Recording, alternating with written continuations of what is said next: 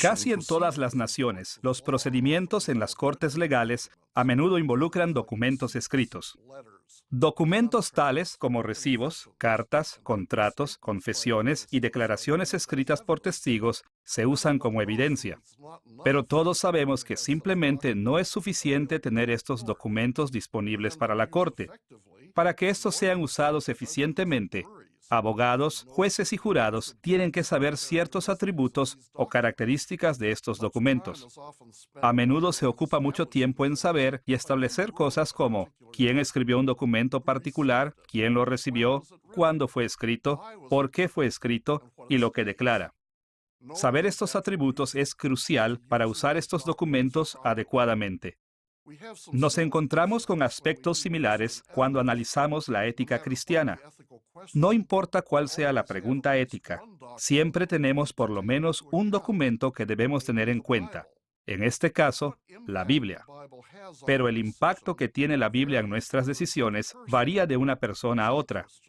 Algunos cristianos confían casi completamente en la Biblia como la fuente inagotable y autoritativa de respuestas perfectas a las preguntas morales. Otros valoran su consejo, pero toman sus palabras con gran escepticismo, mientras que otros la desechan por no ser pertinente y no estar actualizada con el mundo moderno. Y todas estas percepciones diferentes de la utilidad de la Biblia en la ética tienen una cosa en común. Todas están basadas en una valoración de los atributos de la Biblia. Esta lección es la tercera en nuestra serie de lecciones sobre cómo tomar decisiones bíblicas. Hemos titulado esta lección Los atributos de las Escrituras. Como hemos visto en la lección anterior, el mismo carácter de Dios es nuestra norma final, considerando que su palabra es nuestra norma revelada autorizada porque nos enseña infaliblemente sobre el carácter de Dios. En esta lección nos enfocaremos en los atributos de las Escrituras para ver más claramente cómo la Biblia nos revela el carácter de Dios. En lecciones anteriores, establecimos que los juicios éticos siempre involucran a una persona que aplica la palabra de Dios a una situación. Y esta perspectiva nos llevó a ver que hay tres consideraciones esenciales que siempre deben tenerse en cuenta cuando tomamos decisiones éticas: la norma de la palabra de Dios, los detalles de la situación y la persona que hace el juicio. Hemos identificado estas tres consideraciones como las perspectivas normativa, situacional y existencial en ética. En esta lección nos dirigiremos nuevamente a la perspectiva normativa y buscaremos las normas apropiadas para las decisiones éticas. Dividiremos nuestra discusión de los atributos de las Escrituras en dos partes. Primero, investigaremos los atributos que las Escrituras poseen, principalmente en virtud de su paternidad literaria divina, a saber, su poder y autoridad. Segundo, exploraremos los atributos que las Escrituras poseen, principalmente porque se escribió para un público humano, es decir, su claridad, necesidad y suficiencia. Comencemos viendo la paternidad literaria divina de las Escrituras.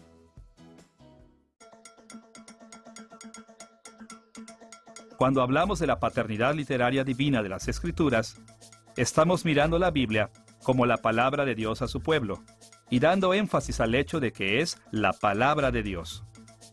Cuando exploremos los atributos de las Escrituras, que derivan principalmente de su inspiración divina, mencionaremos dos temas: el poder de las Escrituras y la autoridad de las Escrituras. Por supuesto, la mayoría de los cristianos evangélicos instintivamente reconocen que la Biblia es la poderosa palabra autoritativa de Dios a cada generación. Es más, la mayoría de nosotros nunca hemos pensado en muchos de los temas relacionados con estos atributos de las Escrituras. Pero podemos usar la Biblia más eficazmente en ética si entendemos estas características más detalladamente. Así que, enfoquemos nuestra atención en el poder de las Escrituras. Como cristianos, cuando nos acercamos al tema de la ética, no estamos interesados solamente en imaginar cuáles cosas son buenas y cuáles son malas. también estamos interesados en aplicar ese conocimiento actuando, pensando y sintiendo de maneras que son moralmente invaluables. Pero, ¿dónde podemos encontrar la fuerza para llevar a cabo lo que sabemos que es correcto y bueno? En esta búsqueda recibimos gran ayuda por el poder de las Escrituras. Como palabra viva y activa de Dios, la Biblia no solamente nos dice qué hacer, también nos capacita para creer y vivir de manera que agrade a Dios y nos lleva a sus bendiciones.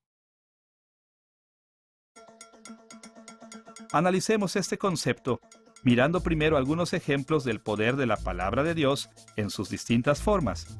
Y segundo, regresando a las implicaciones que este poder tiene para la toma de decisiones éticas. Como hemos visto en nuestras lecciones anteriores, la palabra de Dios puede tomar muchas formas. Y la Biblia indica que la palabra de Dios es poderosa, aun cuando no toma la forma de las Escrituras. Como tratamos de demostrar el poder de las Escrituras, empezaremos mirando primero el poder de la palabra de Dios con respecto a la creación. Después, mencionaremos el poder de su palabra profética. Y luego, el poder de predicar el Evangelio. Finalmente, exploraremos el poder de la palabra escrita de Dios o las Escrituras. Empecemos investigando el poder de la palabra de Dios sobre la creación. Cuando consideramos el poder de la palabra de Dios, a menudo es útil pensar primero sobre cómo su palabra tiene poder sobre la creación. Quizás el lugar donde esto se ve más claramente es en el relato de la creación de Génesis capítulo 1, donde Dios habló para que el mundo existiera.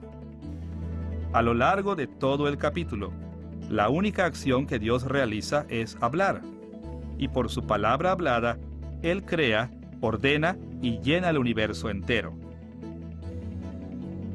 Como el Salmo 33, versículos 6 y 9, comenta con respecto a este relato. Por la palabra de Jehová fueron hechos los cielos, por el aliento de su boca, porque Él dijo y fue hecho, Él mandó y existió. La declaración de Dios tenía gran poder en los días de la creación. Tanto poder que su palabra dio existencia a la creación. No es que las palabras tienen poder innato que Dios manipula. Más bien, Dios usa sus declaraciones como recipientes que transmiten su propio poder. Las palabras de Dios son los medios que usa para lograr sus fines, así como cualquier ser humano puede usar un martillo para colocar un clavo en su lugar. En segundo lugar, las Escrituras dejan también en claro que la palabra de Dios tiene poder cuando pasa por las bocas de profetas inspirados. Isaías capítulo 55, versículos 10 y 11, confirman esta idea.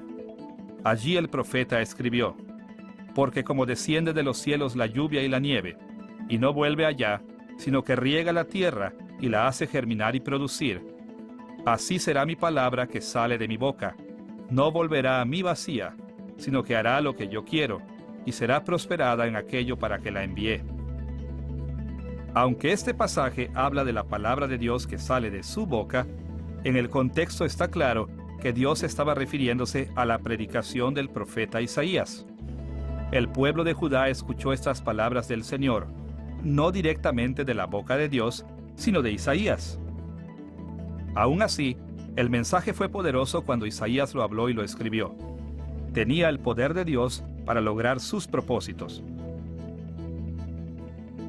Una tercera manera en la que nosotros podemos ver el poder de la palabra de Dios es a través de la predicación sin inspiración de su palabra o el Evangelio. El Nuevo Testamento frecuentemente confirma esta idea cuando dice que Dios trabaja por medio de la predicación del Evangelio, aun cuando los predicadores no son inspirados infaliblemente. Por ejemplo, en el capítulo 1 de Romanos, versículos 15 y 16, Pablo declaró directamente que el Evangelio predicado lleva el poder de Dios. Así que, en cuanto a mí, pronto estoy a anunciaros el Evangelio, porque es poder de Dios para salvación a todo aquel que cree. El Evangelio que Pablo tenía en mente aquí no era solo un conjunto de verdades sobre lo que Jesús había hecho, ni era el poder de Dios representado por las declaraciones del Evangelio. Él no quiso decir que el Evangelio es acerca del Dios que tiene poder o sobre las cosas que Dios ha hecho con su poder. Más bien, Pablo quiso decir que el hecho de predicar el Evangelio es poderoso porque Dios usa su predicación para atraer personas a la fe. Pablo hizo una declaración similar en 1 Corintios capítulo 1, versículo 18, donde escribió: La palabra de la cruz es locura a los que se pierden, pero a los que se salvan es poder de Dios. Note de nuevo que Pablo estaba hablando sobre el mensaje en sí, no solo de los hechos históricos relatados por el mensaje. En la práctica, las personas no aceptan la verdad de las demandas del Evangelio, mientras que al mismo tiempo condenan a Dios como tonto por salvar a la humanidad. Más bien, las personas toman el mensaje del Evangelio como tonto porque ellos no creen que sus declaraciones sean verdaderas. A ellos les parece un cuento imaginario o incluso una mentira, y piensan que ninguna persona de pensamiento correcto lo creería. Es por esta razón que el Evangelio parece como una tontería a los no creyentes. Pero para las personas que creen el mensaje, el predicar el Evangelio es el poder de Dios porque es el medio por el que Dios les trae a un conocimiento salvador de la verdad. Ahora que comprendemos que la palabra de Dios es poderosa sobre la creación, en la palabra profética e incluso en la predicación falible del Evangelio, podemos entender el poder de la palabra escrita de Dios, la Biblia. El mismo Jesús se dirigió al poder de la palabra escrita cuando contó la conocida historia de Lázaro y el hombre rico en Lucas capítulo 16. Ustedes recordarán que cuando el hombre rico murió, miraba desde el infierno que Lázaro era confortado por Abraham. El hombre rico, preocupado de que su familia también pereciera en el infierno, le pidió a Abraham que levantara a Lázaro de la muerte y lo enviara a predicar el arrepentimiento a la familia del hombre rico. En Lucas capítulo 16, versículos 29 al 31, leemos la respuesta de Abraham. A Moisés y a los profetas tienen, óiganlos.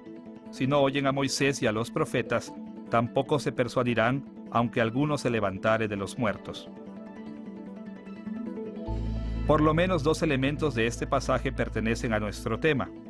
Primero, Abraham estaba hablando sobre las Escrituras. Él no se refirió a Moisés y los profetas como personas vivas que seguían hablando personalmente, sino como autores que continuaron hablando a través de la Biblia, la palabra escrita de Dios.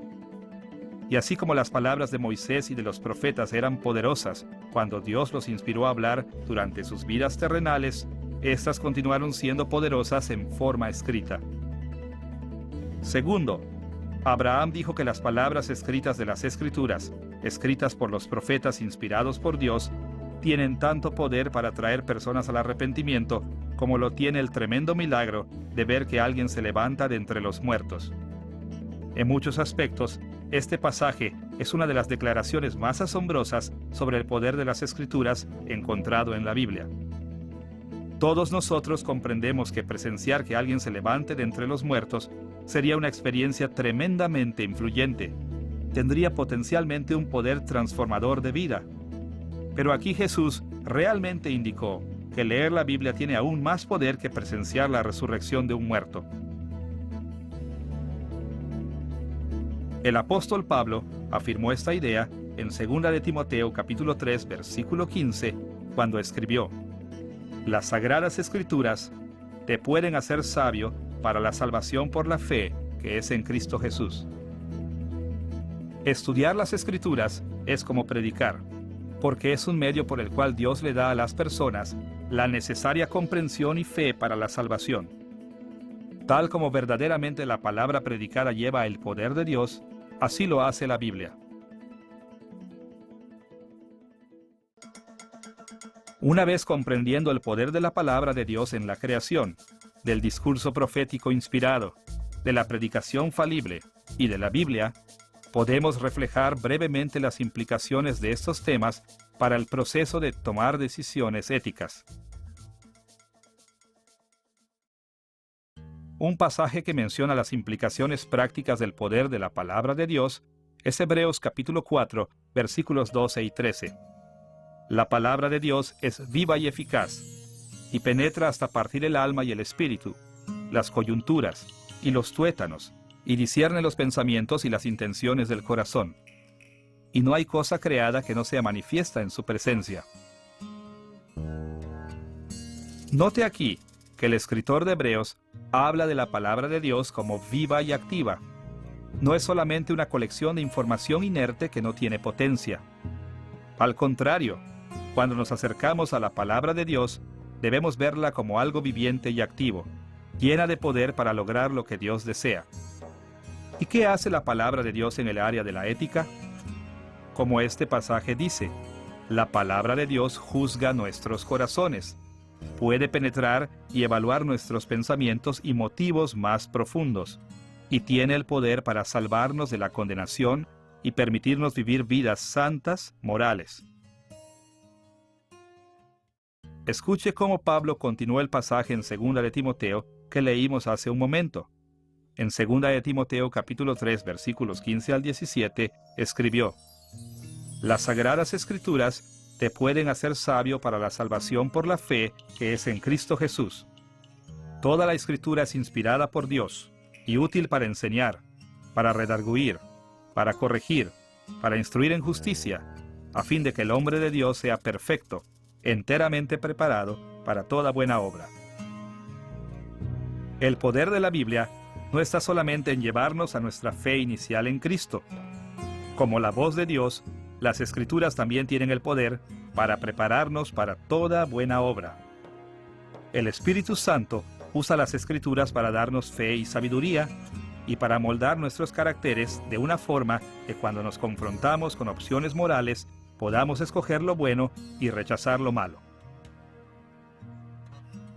Many times, Christians find themselves frustrated by their attempts to live ethical lives. Muchas veces los cristianos se encuentran frustrados por sus esfuerzos por vivir vidas éticas. Se sienten desvalidos e impotentes para hacer lo que es correcto y bueno.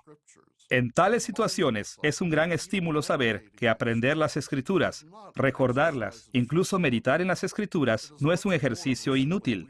Es mucho más que simplemente leer una guía ética. En cambio, la palabra de Dios en las Escrituras realmente nos da la facultad de vivir para Dios. El aprendizaje y meditación constante en la palabra de Dios nos pone en contacto con el poder de Dios que siempre logrará sus propósitos. De esta manera, el poder de las Escrituras es de importancia esencial para la ética cristiana. Un segundo atributo de la Biblia, que se deriva de la inspiración divina, es la autoridad de las Escrituras. Debido a que la Biblia está divinamente inspirada, lleva la autoridad de Dios. En un sentido, nosotros hemos demostrado ya esta autoridad explicando que la Escritura es la voz de Dios, su palabra viva, activa para cada generación. Dios tiene toda la autoridad. Por consiguiente, siempre que y cualquier cosa que Él habla, todos los que lo oyen están obligados a obedecerlo. Esta es la idea que pusimos en nuestra primera lección cuando dijimos que toda la revelación es normativa porque nos enseña sobre Dios, que es la norma final para la moralidad. No obstante, sigue siendo valioso ver cómo la Biblia habla sobre su propia autoridad, así como ver algunas implicaciones morales de esta autoridad. Veremos primero cómo la Biblia reclama autoridad y después las implicaciones de este reclamo para nuestras vidas. La Biblia reclama autoridad divina para sí misma de por lo menos dos maneras. Primero, proporciona ejemplos históricos de su autoridad. Y segundo, explícitamente reclama la autoridad. Nos enfocaremos en los ejemplos históricos de la autoridad de la Biblia primero. Cuando recordamos la conexión íntima entre la palabra hablada de Dios y la palabra escrita de Dios que ya hemos visto en esta lección, podemos ver muchas maneras en las que la Biblia nos da ejemplos de la autoridad de la palabra de Dios que se aplican a la propia Biblia. En las primeras historias escritas en la Biblia, Dios habló directamente a la humanidad y su discurso llevaba autoridad.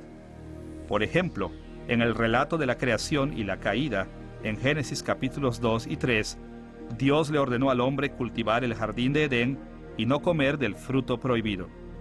Eva, sin embargo, prefirió escuchar la voz de la serpiente en lugar de la voz de Dios, y por eso rechazó la autoridad de la palabra de Dios. Adán, a su vez, escuchó la voz de Eva en lugar de la voz de Dios, también rechazando la autoridad de Dios. Pero la autoridad de la palabra de Dios no fue destruida por eso.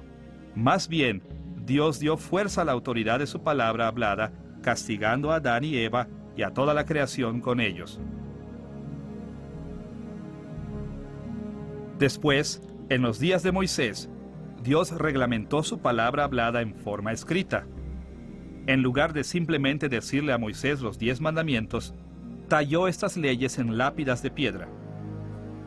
Él también le dio muchas otras leyes a Moisés y le ordenó que grabara esas palabras por escrito. Estos registros comprendieron el libro del pacto sobre el que leímos en Éxodo capítulo 24. Eran las estipulaciones del pacto de Dios para su pueblo, y ellas no solo llevaron la autoridad de Dios, sino también su promesa de dar fuerza a estas leyes con poder, bendiciendo al obediente y maldiciendo al desobediente. Escuche este relato en Éxodo capítulo 24, versículos 4 al 8. Moisés escribió todas las palabras de Jehová, y tomó el libro del pacto y lo leyó a oídos del pueblo, el cual dijo: haremos todas las cosas que Jehová ha dicho y obedeceremos. Entonces Moisés tomó la sangre y roció sobre el pueblo y dijo: he aquí la sangre del pacto que Jehová ha hecho con vosotros sobre todas estas cosas. En este registro encontramos que la palabra hablada de Dios es la base para su palabra escrita, y que la palabra escrita es el documento del pacto autoritativo de Dios que su pueblo está obligado a obedecer.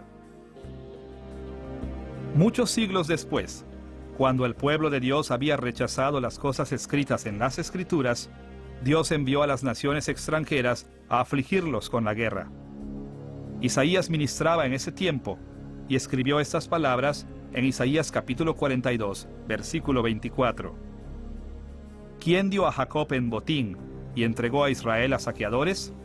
¿No fue Jehová contra quien pecamos? No quisieron andar en sus caminos, ni oyeron su ley. Dios no dudó en dar fuerza a su palabra en los días de Isaías, así como él no había dudado en darle fuerza en el jardín de Edén. Esta vez, la palabra que se violó era la ley de Dios. Eran las Escrituras, las palabras escritas del pacto entre Dios y su pueblo. Así como la palabra hablada de Dios es revelación autoritativa, así es su palabra escrita.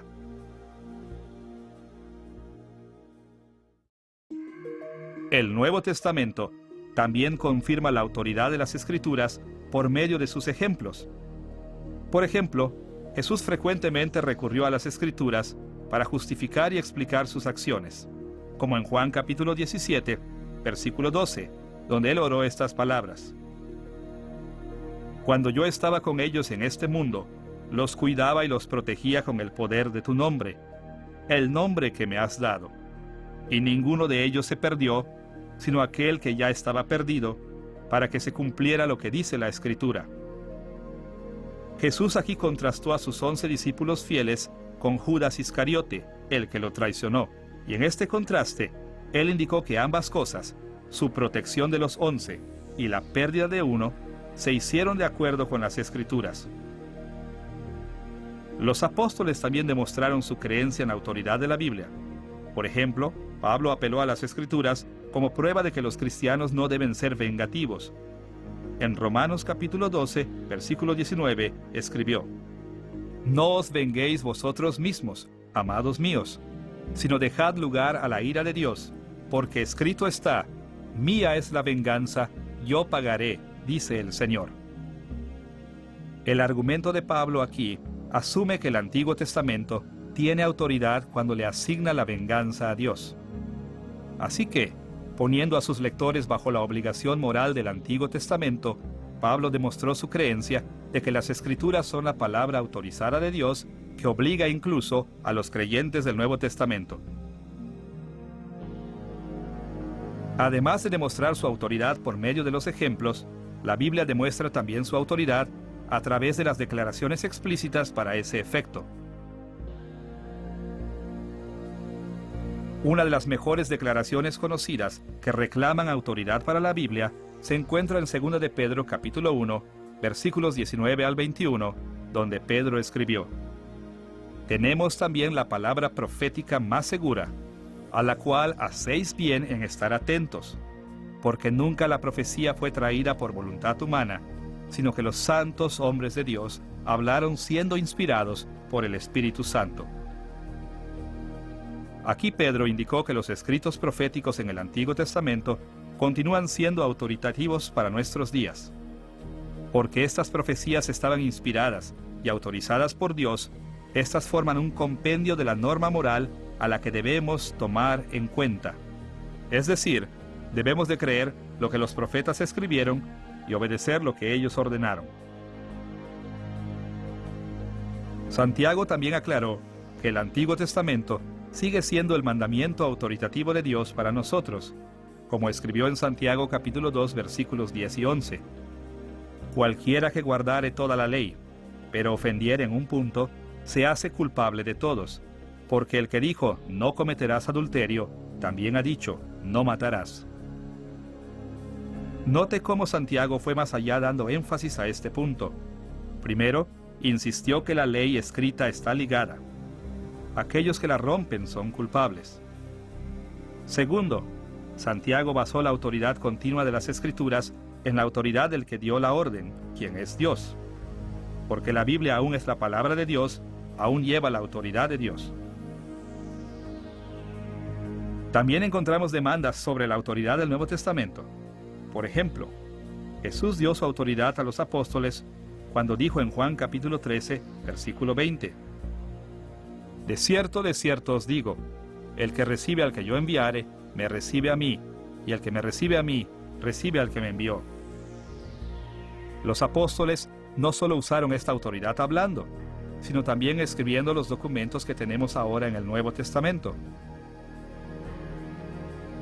Esto es evidente a lo largo del Nuevo Testamento, en cada caso en el que ellos emitieron órdenes escritas, como en 2 de Tesalonicenses capítulo 3, versículo 6, donde Pablo escribió: «Os ordenamos, hermanos, en el nombre de nuestro Señor Jesucristo, que os apartéis de todo hermano que ande desordenadamente».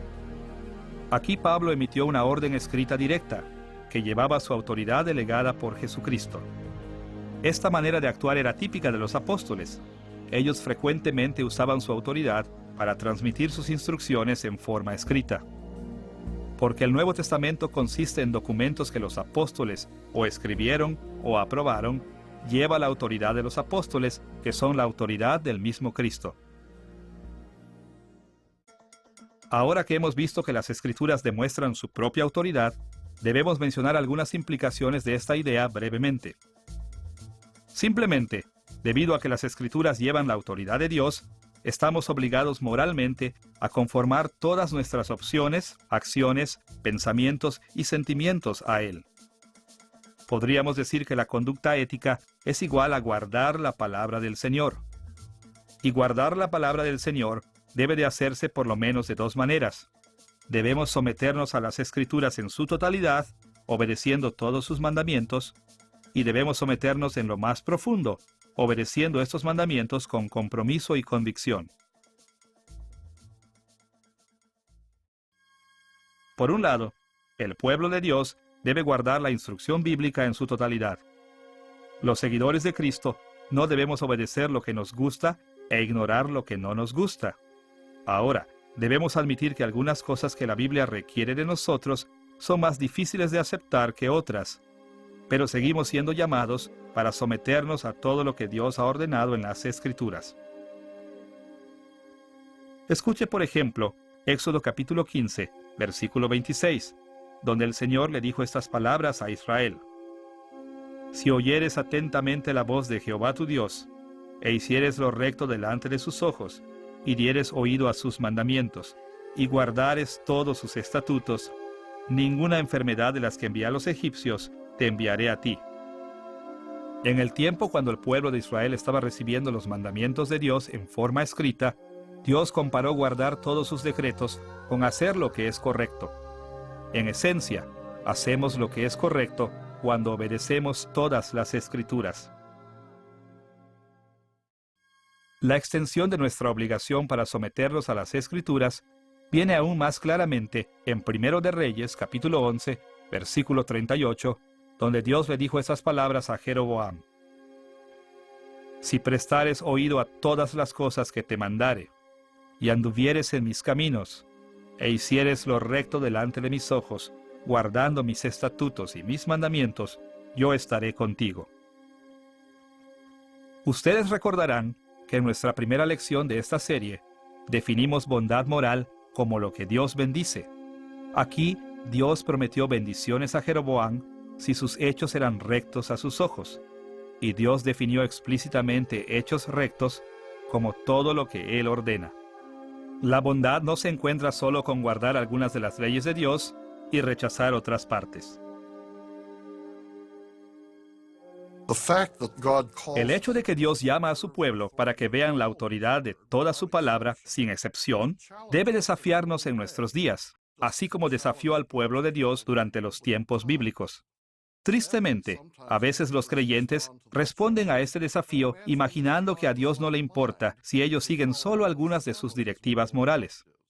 Ellos erróneamente piensan que Dios les ha dado libertad para ignorar los mandamientos que encuentran incómodos o difíciles. Pero aun cuando no intentamos justificar nuestro rechazo de algunas de las enseñanzas morales de las Escrituras, necesitamos comprender que todos caemos en la trampa de selectividad inconsciente.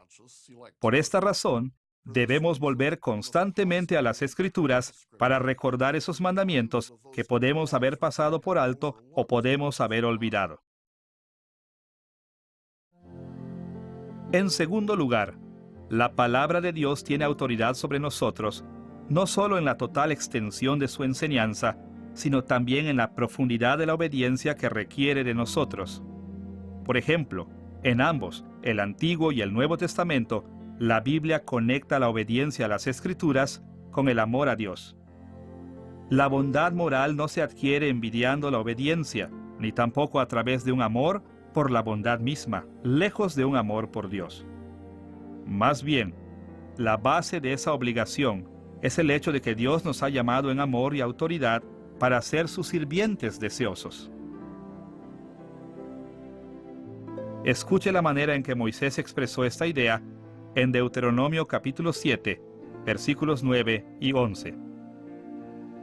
Jehová tu Dios es fiel, que guarda el pacto y la misericordia a los que le aman y guardan sus mandamientos hasta 1000 generaciones. Guarda, por tanto, los mandamientos, estatutos y decretos que yo te mando hoy que cumplas. Porque Dios nos ha llamado a una relación amorosa con Él, estamos obligados a obedecer sus mandamientos que están establecidos para nosotros en las Escrituras. El mismo Jesús repitió varias veces la misma idea en el Nuevo Testamento. En Juan capítulo 14, versículos 15 y 21, Él les dijo a sus discípulos: Si me amáis, guardad mis mandamientos. El que tiene mis mandamientos y los guarda, ese es el que me ama. Y por su ejemplo, Él demostró que nosotros también debemos dar este tipo de obediencia amorosa al Padre. Como dijo Jesús en el versículo 31 de Juan 14. Pero el mundo tiene que saber que amo al Padre y que hago exactamente lo que Él me ha ordenado que haga. A cada momento, las Escrituras indican que los requisitos morales que Dios nos pide están basados en su amor por nosotros y deben ser cumplidos en nuestro amor por Él. Así que vemos que de acuerdo a la Biblia, no podemos hacer obras correctas a menos que tengamos el motivo correcto. O para ponerlo de otra manera, solo cuando nos tomamos profundamente de las Escrituras, desde el corazón, podemos someternos debidamente a la autoridad de la palabra de Dios. Ahora que hemos visto el poder y autoridad de las Escrituras, esos atributos que las Escrituras tienen principalmente por virtud de su autoría literaria divina, debemos volver nuestra atención a nuestro segundo tema, aquellos atributos de las Escrituras que se relacionan más estrechamente con su público humano. Cuando Dios inspiró y dio autoridad a los escritores de las Escrituras, Él tenía una meta particular en mente. Específicamente, quería dar a su pueblo revelación clara concerniente a su voluntad y su carácter para que ellos pudieran conformarse mejor a Él. Así que, a estas alturas en nuestra lección, enfocaremos nuestra atención en los atributos que las Escrituras poseen, principalmente en virtud del hecho que Dios las inspiró para su pueblo. Este aspecto de nuestra discusión cubrirá 3 de los atributos de las Escrituras: su claridad, su necesidad y su suficiencia. Primero veamos la claridad de las Escrituras.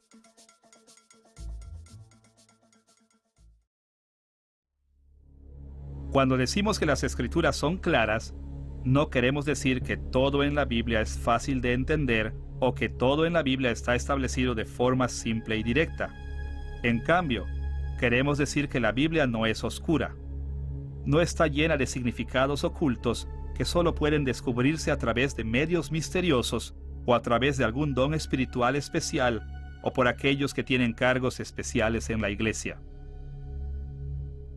Conforme abordemos el tema de la claridad de la Biblia, a veces llamado su perspicuidad, podremos ver 2 temas: la naturaleza de la claridad de la Biblia y algunas implicaciones de la claridad de la Biblia. Pensemos primero sobre la naturaleza de la claridad que encontramos en las Escrituras. La Confesión de Fe de Westminster ofrece un buen resumen introductorio de la naturaleza de la claridad de las Escrituras. En el capítulo 1, sección 7 declara: las cosas contenidas en las Escrituras no todas son igualmente claras ni se entienden con la misma facilidad por todos.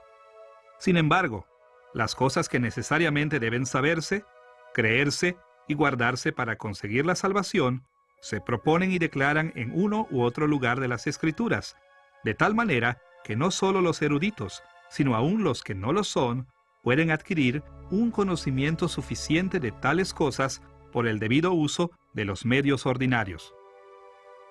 Aquí la confesión se dirige a 2 aspectos de la claridad de las Escrituras.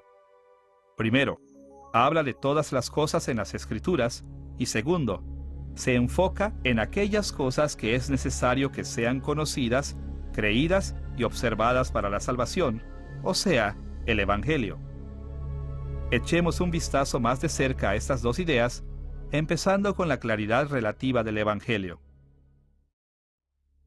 En resumen, las Escrituras hablan tan claramente sobre el Evangelio que cada persona mentalmente competente debe poder deducir que la salvación se obtiene del arrepentimiento y la fe en Cristo. Esto no significa que todos entendemos perfectamente el Evangelio. Como lo señala la confesión, tenemos que hacer el uso debido de los medios ordinarios si queremos beneficiarnos de la claridad de la Biblia. Es decir, tenemos que leer responsable y diligentemente, no descuidadamente, y no con un esquema que tuerce lo que las Escrituras intentan enseñarnos. En realidad, hay muchos factores que complican nuestra lectura de la Biblia, no siendo el menor nuestro pecado. Si no manejamos la Biblia razonablemente o la torcemos según nuestro pecado, no descubriremos el Evangelio. Pero de nuevo, esta es nuestra culpa. No es que falte claridad en las Escrituras. También note que la confesión no dice que una persona puede leer cualquier porción de las Escrituras y puede entender el camino a la salvación. Más bien dice que el Evangelio es claro en algún lugar de las Escrituras u otro. Es decir, las Escrituras en conjunto presentan un mensaje del Evangelio claro. Una persona que no lee la Biblia entera quizá nunca pueda encontrarse con los pasajes que presenta el Evangelio de tal manera que pueda entenderla fácilmente.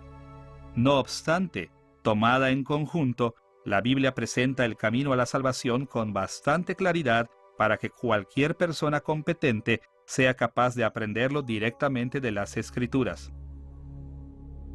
Aunque las Escrituras son particularmente claras sobre el Evangelio de salvación en Cristo, la confesión de fe también hace algunas observaciones sobre todas las Escrituras. Dice que aparte de las cosas básicas en el Evangelio cristiano, las cosas en las Escrituras no son igualmente claras en sí mismas, ni igualmente claras en su totalidad. En otras palabras, las Escrituras pueden no ser tan claras en algunas de sus enseñanzas. Hay muchas cosas, de hecho, en la Biblia, que no son tan claras como la revelación del camino a la salvación.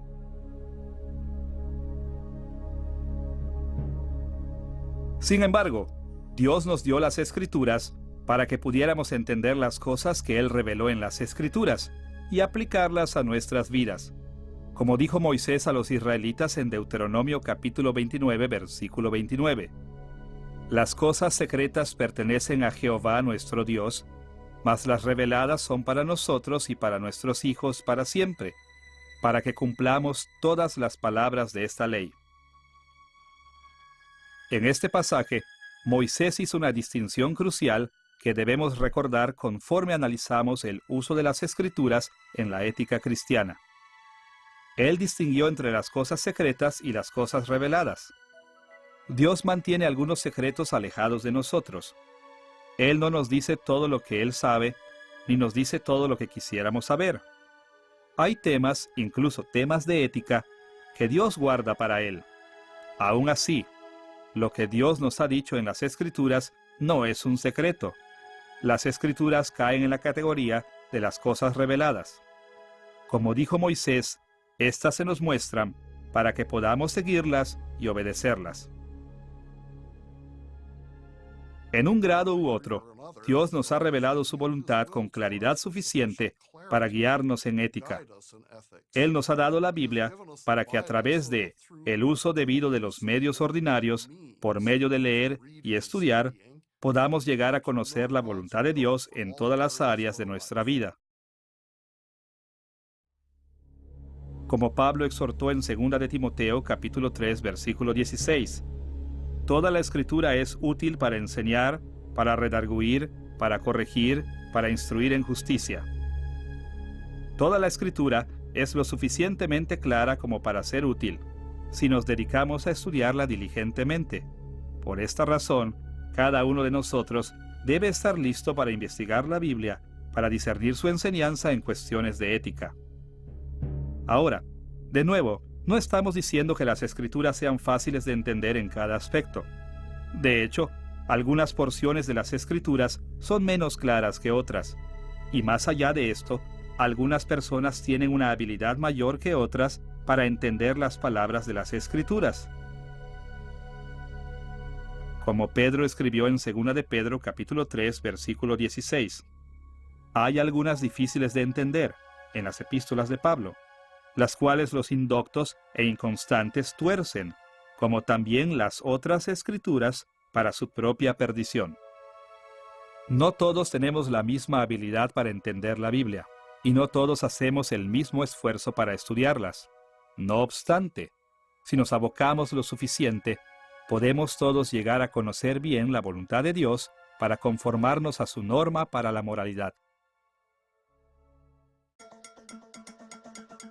Ahora que hemos analizado la claridad de las Escrituras, estamos listos para ver el segundo atributo que las Escrituras poseen, principalmente porque se escribieron para un público humano: su necesidad.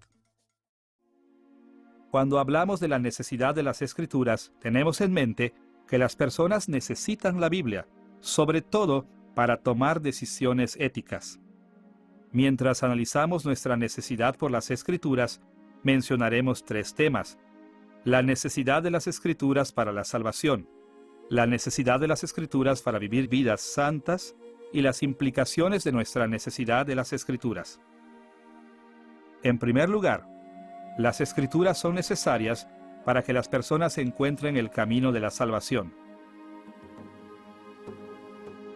Como vimos en una lección anterior, la revelación general, especial y existencial se relacionan de gran manera, pero la revelación general y existencial solo proporcionan la información suficiente a los seres humanos para condenarlos por no guardar la norma de Dios.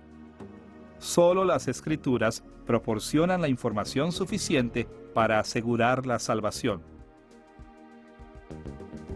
Escuche la manera en que Pablo mencionó esto en Romanos capítulo 10, versículos 13 al 17. Todo aquel que invocare el nombre del Señor será salvo. ¿Cómo pues invocarán a aquel en el cual no han creído? ¿Y cómo creerán en aquel de quien no han oído? ¿Y cómo oirán sin haber quien les predique? Así que la fe es por el oír, y el oír por la palabra de Dios. El punto de Pablo aquí está bastante claro. El mensaje del Evangelio es el medio normal por el que Dios entrega la fe a los individuos. Y fuera de la palabra de Cristo, las personas no tienen acceso al mensaje del Evangelio. Esto hace que la palabra de Cristo sea un medio necesario para la salvación en todas, salvo en algunas circunstancias excepcionales. Las únicas excepciones que los teólogos reconocen típicamente son casos que involucran a infantes u otros individuos mentalmente incompetentes. ¿Pero cuál es esta palabra de Cristo? En el capítulo 10 de Romanos, Pablo tenía principalmente en mente el predicar el Evangelio, pero también tenía en mente las Escrituras como fuente del mensaje del Evangelio. Por ejemplo, las palabras «Todo aquel que invocare el nombre del Señor será salvo» es de hecho una cita de Deuteronomio capítulo 30. El uso por parte de Pablo de las Escrituras de esta manera sigue un modelo que aparece a lo largo de las Escrituras. Específicamente, en la Biblia, la proclamación del Evangelio está estrechamente asociada con la palabra escrita de las Escrituras. Por ejemplo, en el Antiguo Testamento, Dios entregó varias veces sus mensajes directamente a profetas que hablaban la palabra de Dios al pueblo. Pero Dios también se aseguró de que la palabra profética fuera escrita para que pudiera ser aprendida por aquellos que no estaban presentes en la proclamación.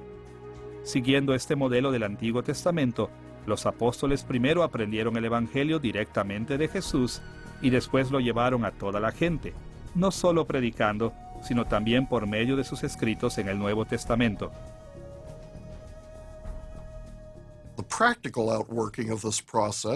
De manera práctica, vemos que el proceso de venir a la fe y salvación empieza cuando recibimos el Evangelio, ya sea por nuestra propia lectura de la Biblia o al oír la predicación basada en las Escrituras.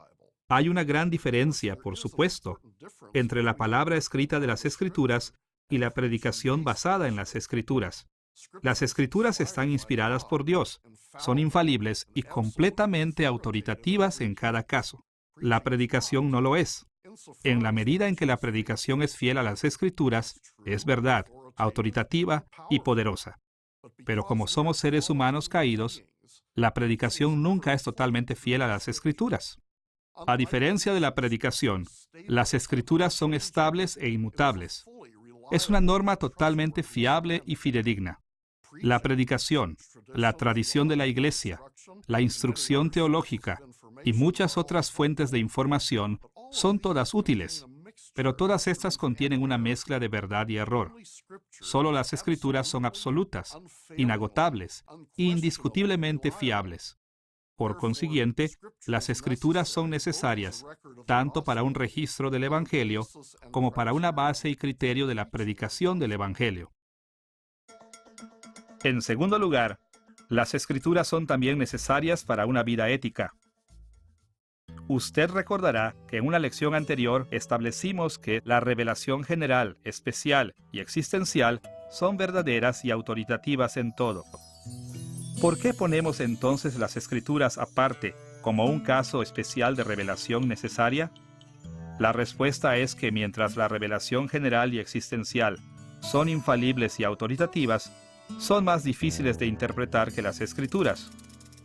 El pecado ha adulterado a la naturaleza y a la humanidad de tal manera que ya no veamos una reflexión pura como Dios la pensó.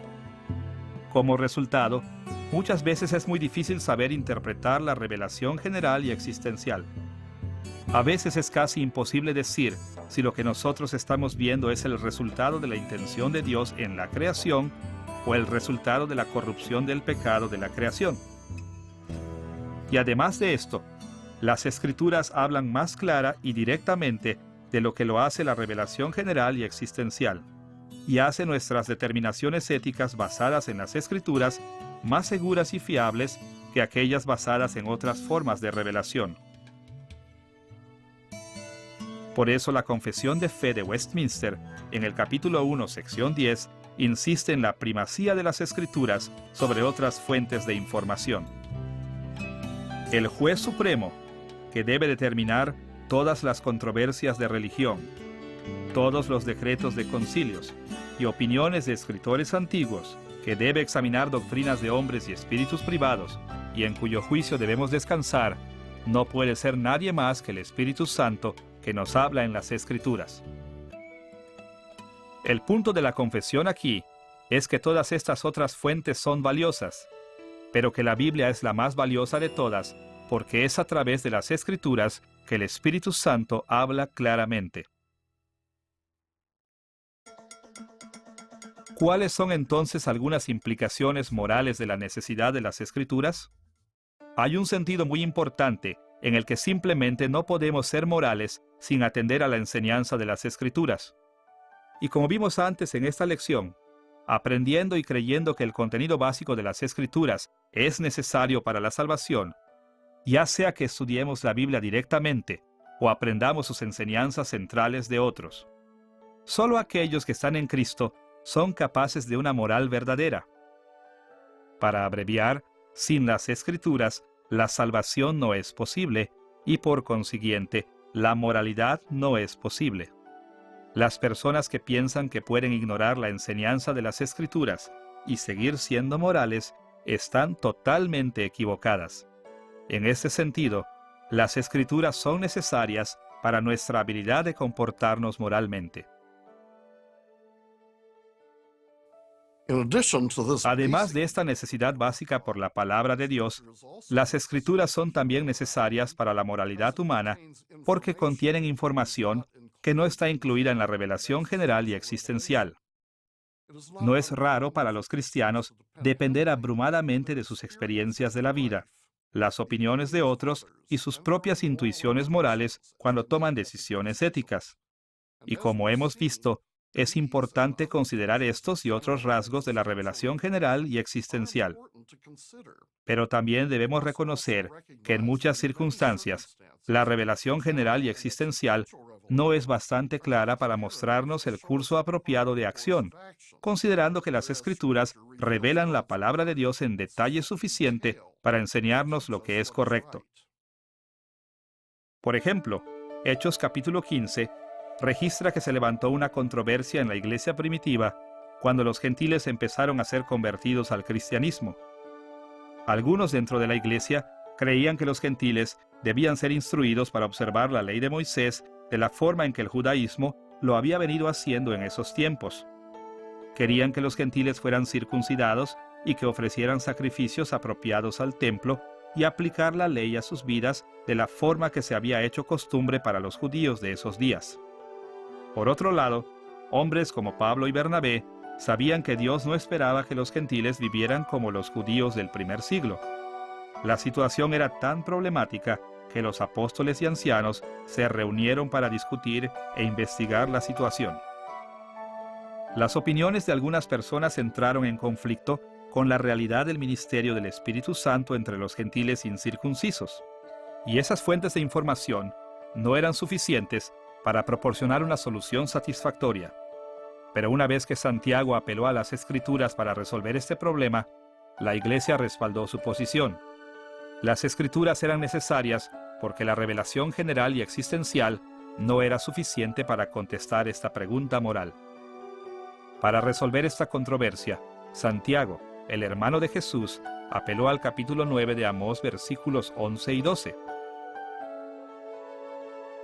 En Hechos capítulo 15, versículos 16 y 17, Santiago citó a Amós como sigue: «Después de esto volveré y reedificaré el tabernáculo de David, que está caído, y repararé sus ruinas, y lo volveré a levantar, para que el resto de los hombres busque al Señor, y todos los gentiles, sobre los cuales es invocado mi nombre». De este texto, Santiago entendió que Dios incluiría a muchos gentiles cuando Él restaure su reino. Más importante, estos convertidos seguirían siendo gentiles aún después de haber sido llamados al Señor. En el Antiguo Testamento, los gentiles que se convertían se volvían judíos y seguían las prácticas judías tradicionales. Pero Amós indicó que cuando Dios restaure su reino en Cristo, los gentiles serían incluidos sin tener que seguir tradiciones judías. Teniendo este entendimiento de la claridad y necesidad de las Escrituras en mente, ahora podemos explorar la suficiencia de las Escrituras. Básicamente, decir que las Escrituras son suficientes es decir que pueden cumplir los propósitos para los que fueron escritas. Pero no nos sorprende que esta simple idea se complique porque es difícil para los cristianos estar de acuerdo en lo que realmente es el propósito de las Escrituras. Así que, mientras investigamos el tema de la suficiencia de las Escrituras, comenzaremos viendo el propósito de las Escrituras con respecto a su suficiencia. Luego nos dirigiremos a algunos errores comunes de la suficiencia y finalmente hablaremos sobre la idea popular, pero equivocada, de que las Escrituras ocultan ciertas cosas. Con respecto a la relación entre la suficiencia de las Escrituras y su propósito, será útil mirar de nuevo a la Confesión de Fe de Westminster, que contiene un resumen muy bueno de esta idea en el capítulo 1, sección 6. La Confesión expone el tema de esta forma: el consejo completo de Dios, tocante a todas las cosas necesarias para su propia gloria y para la salvación, fe y vida del hombre, está expresamente expuesto en las Escrituras o se puede deducir de ellas por buena y necesaria consecuencia, y a esta revelación de su voluntad nada ha de añadirse, ni por nuevas revelaciones del Espíritu, ni por las tradiciones de los hombres. La Confesión concluye debidamente que el propósito de las Escrituras es múltiple. Menciona que la Biblia fue escrita para enseñarnos cómo glorificar a Dios, llevar hombres y mujeres a la salvación, instruir a los creyentes con respecto al grado de su fe y para guiarnos a una vida cristiana. Estas ideas del propósito de la Biblia vienen de las Escrituras mismas. Por ejemplo, la Biblia enseña en muchos lugares que las Escrituras se nos han dado para que podamos glorificar a Dios obedeciendo sus mandamientos. Un lugar en donde podemos verlo claramente es en las maldiciones del pacto en Deuteronomio.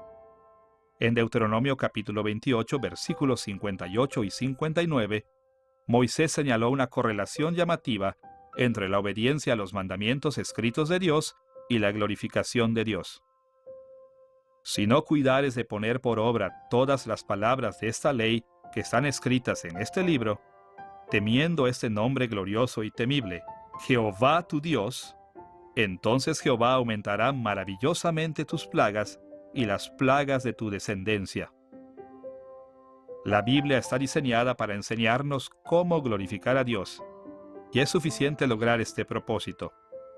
Las Escrituras contienen todas las normas que necesitamos saber para glorificarlo. Con respecto a la salvación del hombre, la fe y la vida, Pablo le dijo a Timoteo que permaneciera firme en su estudio de las Escrituras para obtener los beneficios que nos ofrecen las Escrituras. En este contexto, en 2 de Timoteo capítulo 3, versículos 15 al 17, Pablo enseña la suficiencia de las Escrituras explícitamente. Él escribió estas palabras en el versículo 15: las Sagradas Escrituras te pueden hacer sabio para la salvación por la fe que es en Cristo Jesús. Cuando Pablo dijo que las Escrituras pueden hacer sabio para la salvación, él quiso decir que estudiando la Biblia podemos aprender las cosas que son necesarias saber para poder ser salvos. Pablo creía en esto porque no solo sabía que la Biblia era poderosa, como vimos antes en esta lección, sino que también que fue diseñada para proporcionar estos beneficios específicos. Ya que la Biblia puede lograr este propósito, puede llamarse debidamente suficiente para la salvación. En gran medida, del mismo modo, las Escrituras también son suficientes para la fe. Mire nuevamente las palabras de Pablo en 2 de Timoteo capítulo 3, versículos 15 al 17. Pablo dijo que las Sagradas Escrituras te pueden hacer sabio para la salvación por la fe que es en Cristo Jesús. El contenido de la fe salvadora se revela en la Biblia como el medio por el cual somos justificados y recibimos nuestra salvación de Dios.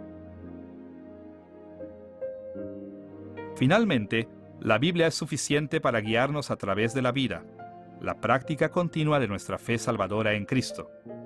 La bien conocida declaración de Pablo en 2 de Timoteo capítulo 3, versículos 16 y 17, deja esto en claro.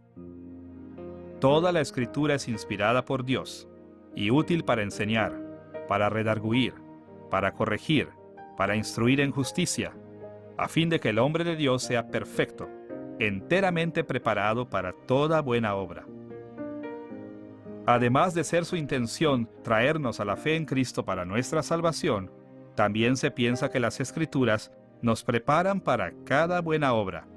No solo para algunas buenas obras, sino para cada buena obra. Porque su intención es prepararnos para cada buena obra, y porque es poderosa para cumplir su función intencional, es correcto decir que las Escrituras hablan suficientemente sobre cada buena obra. Si entendemos debidamente la Biblia entera, entonces conoceremos suficientemente las normas de Dios para tomar decisiones apropiadas sobre cualquier problema ético que se presente, siempre y cuando también tengamos una comprensión suficiente de las personas y de la situación. Ahora, entender la suficiencia de las Escrituras realza una seria pregunta. ¿Cómo puede cualquier libro, incluso uno tan grande como la Biblia, cubrir cada problema moral concebible y prepararnos para cada buena obra? La Biblia no se dirige a cada problema moral concebible directamente. Las Escrituras solo hablan directamente sobre un número limitado de problemas en la vida, como el contenido fundamental de nuestra fe y nuestras responsabilidades básicas hacia Dios y otras personas. Pero de esta manera, las Escrituras establecen principios que podemos extender y podemos aplicar más allá de los mencionados específicamente en la Biblia. Por eso es que la confesión distingue entre lo que es expresamente establecido en las Escrituras y lo que debe deducirse de la Escritura por vía de consecuencia buena y necesaria. En todos los casos, sin embargo, las Escrituras nos proporcionan la información que necesitamos para descubrir las normas éticas de Dios. El último punto que debemos notar en la explicación de la confesión de la suficiencia de las Escrituras es la apreciación de que las Escrituras están completas, de manera que nada, en ningún momento, deberá ser agregado, ya sea por nuevas revelaciones del Espíritu o por tradiciones de los hombres. Las Escrituras contienen todas las normas que necesitamos como cristianos. Tradiciones humanas y estructuras de autoridad, tales como gobiernos civiles y eclesiásticos, deberán ser obedecidas por la causa del Señor, pero éstas nunca serán tomadas como normas absolutas o finales. La decisión para seguir o no seguir normas humanas debe ser guiada por normas de las Escrituras, y siempre se debatirán las normas humanas cuando éstas chocan con las normas bíblicas. Esto lo vemos demostrado en las Escrituras con mucha frecuencia. Por ejemplo, en los días de Jesús, la administración judía establecida permitía a cambistas y a vendedores en el área del templo. Pero cuando Jesús vio esto, se enojó y los arrojó del templo, porque la administración humana había permitido, dentro de los terrenos del templo, violaciones de normas escritas. Leemos este relato en Mateo capítulo 21, versículos 12 y 13. Entró Jesús en el templo de Dios, y echó fuera a todos los que vendían y compraban en el templo. Escrito está: mi casa, casa de oración será llamada, mas vosotros la habéis hecho cueva de ladrones. Jesús sabía perfectamente que el capítulo 56 de Isaías, versículo 7, que él citó, revelaba la norma bíblica de que el templo sería dedicado a la oración. Pero la administración judía había permitido que el templo fuera profanado por transacciones seculares. La acusación de Jesús de que ellos estaban haciendo el templo una cueva de ladrones es realmente muy fuerte. Esta frase es sacada de Jeremías capítulo 7, versículo 11, en donde se refiere a los idólatras y los delincuentes violentos, quienes sirven de palabra a Dios en su templo. Por sus acciones y palabras, Jesús demostró que seguir cualquier ley humana o tradición es pecaminoso cuando la norma humana contradice a las Escrituras. En cualquier caso, las Escrituras son suficientes para establecer todas las normas morales. Sin embargo, las leyes éticas de los hombres son válidas y obligatorias solo en la medida en que hacen eco de las normas bíblicas. Pero cuando las normas humanas contradicen las normas bíblicas, el cristiano está obligado a desafiarlas. Una vez que entendemos la suficiencia de las Escrituras, debemos volver nuestra atención a algunos malos entendidos de la suficiencia de la Biblia. Agruparemos estos malos entendidos en dos categorías generales. Primero, perspectivas que sobreestiman la suficiencia de las Escrituras, y segundo, perspectivas que subestiman la suficiencia de las Escrituras. Empecemos con perspectivas que sobreestiman la suficiencia de las Escrituras. Normalmente, aquellos que sobreestiman la suficiencia de las Escrituras están muy comprometidos con la Biblia, pero frecuentemente les faltan los compromisos apropiados a la revelación general y existencial. Como resultado, equivocadamente creen que pueden aplicar las Escrituras apropiadamente a las preguntas éticas sin tener mucho conocimiento, si es que tienen alguno, sobre personas y situaciones específicas. Creen que tomar decisiones éticas es tan simple como leer la Biblia y obedecerla, pero en realidad, antes de que podamos obedecer o aplicar la Biblia, también debemos saber algo sobre las personas y situaciones a las que estamos aplicándola. Dios nos ha proporcionado esta información en una revelación general y existencial. Si ignoramos estas otras formas de revelación, estamos ignorando las herramientas que Él nos ha dado para interpretar y comprender las Escrituras. Pero no todos los errores están basados en sobreestimar la suficiencia de la Biblia. Muchos otros errores provienen de subestimarla. Este error generalmente aparece como una insistencia de que la Biblia es suficiente solo para guiarnos en áreas limitadas de la vida, que solo nos da instrucciones morales en ciertos temas. Por ejemplo, Tomás de Aquino sostuvo que la revelación general y existencial es suficiente para enseñar muchos principios morales, y que las Escrituras complementan este conocimiento, dándonos información con respecto a esos asuntos que la revelación natural y existencial no cubren, tales como el camino de la salvación. En años recientes, otros han defendido que la Biblia no maneja temas como la llamada homosexualidad monógama, el aborto y la eutanasia.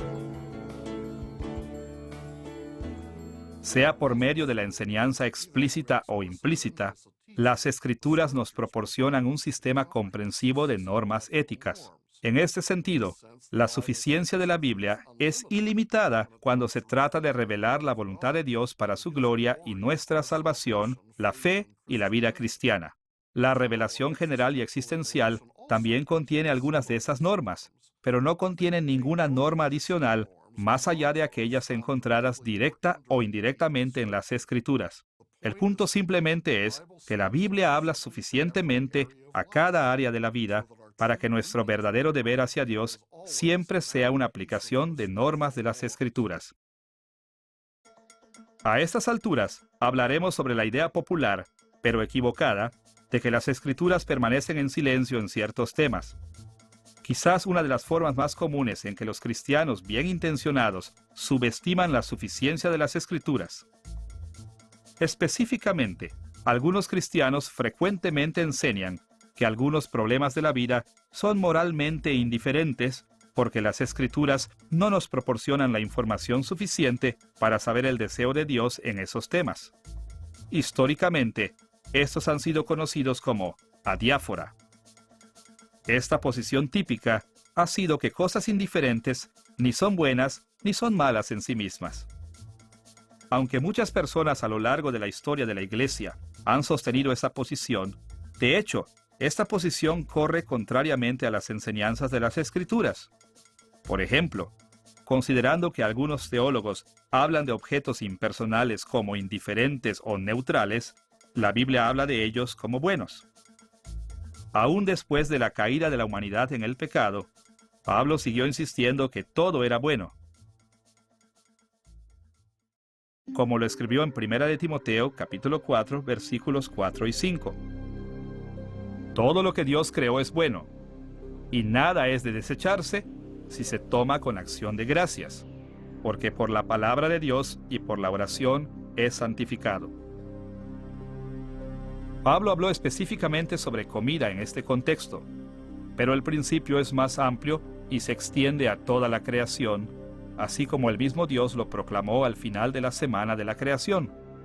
Por esta razón, incluso los objetos impersonales no son indiferentes, son buenos. Algunos teólogos también han aplicado el término indiferente o adiáfora a las opciones entre dos o más opciones buenas. Han sugerido que cuando todas las opciones son buenas, entonces las Escrituras son indiferentes acerca de lo que nosotros escogemos. Pero las Escrituras enseñan que Dios bendice algunas opciones buenas más que lo que bendice otras opciones buenas, y esa Escritura a veces alaba una opción buena más que otra opción buena. Por ejemplo, en 1 de Corintios capítulo 7, versículo 38, Pablo escribió: de modo que el que se casa con su prometida hace bien, pero el que no se casa hace mejor. Ahora, debe notarse que los estudiosos no están de acuerdo acerca de las circunstancias precisas a las que Pablo se dirigió aquí, pero sus palabras son bastante claras para demostrar que casarse y no casarse podían ser ambas buenas opciones, y que no casarse era la mejor opción. En este sentido, la Escritura no es realmente indiferente, aun cuando tenemos que escoger entre buenas opciones. Usted recordará que en nuestra primera lección definimos bueno como lo que recibe la bendición de Dios y malo como lo que no recibe su bendición. Por esta definición, aspectos de los seres humanos y sus vidas son buenos o malos. Nada ni nadie es indiferente o neutro. Dios bendice o no lo hace. No hay término medio. Si Él bendice es bueno, si Él no bendice es malo. Habiendo dicho esto, es verdad que hay algunas palabras, pensamientos y hechos que son buenos en algunas situaciones, pero malos en otras. Por ejemplo, las relaciones sexuales dentro del matrimonio son relaciones buenas, pero las relaciones sexuales fuera del matrimonio son malas. Pero esto no significa que las relaciones sexuales en sí mismas sean buenas ni malas. Más bien son buenas, así como Dios las creó para ser buenas. Pero las parejas que no están casadas emplean mal las relaciones sexuales, así que en su situación, tales relaciones son malas.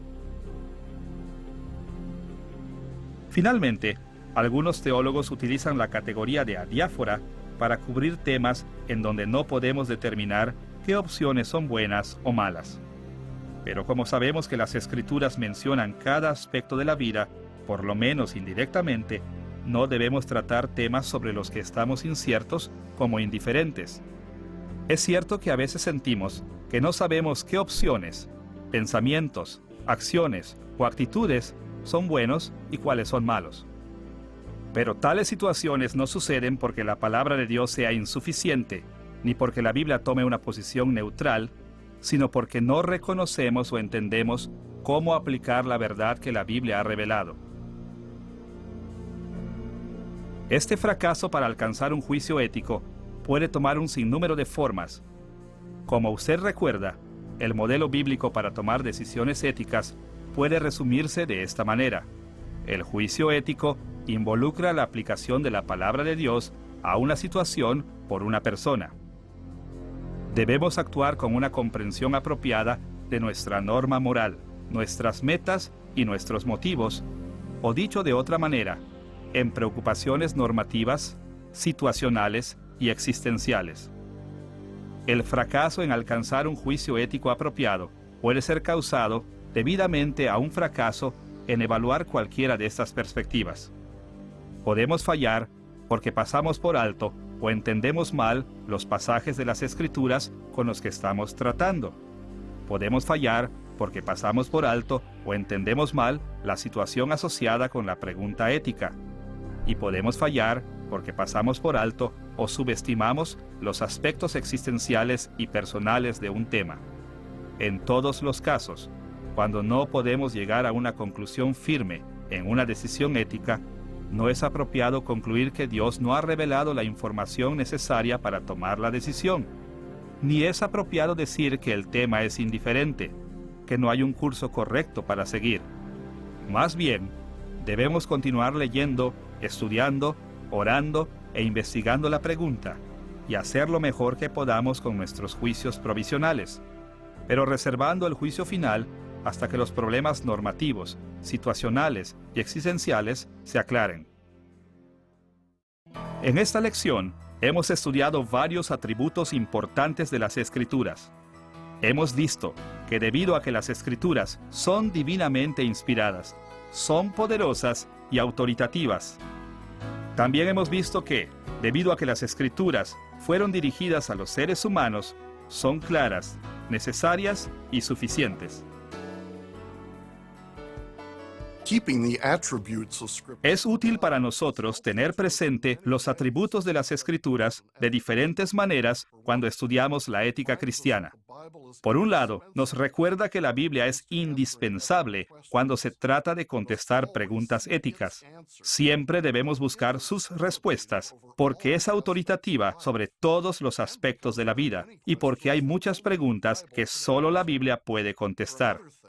Por otra parte, recordar los atributos de las Escrituras es muy motivante, porque nos recuerda que Dios nos ha dado las Escrituras para beneficiarnos, para enseñarnos sobre Él y sus normas. Y finalmente, los atributos de las Escrituras nos dan confianza en nuestras conclusiones éticas, ya que estamos seguros de que las enseñanzas éticas de la Biblia son suficientes y claras. Así que, es importante que recordemos y confiemos en todo el rango de los atributos de las Escrituras mientras progresamos en nuestro estudio de la ética cristiana.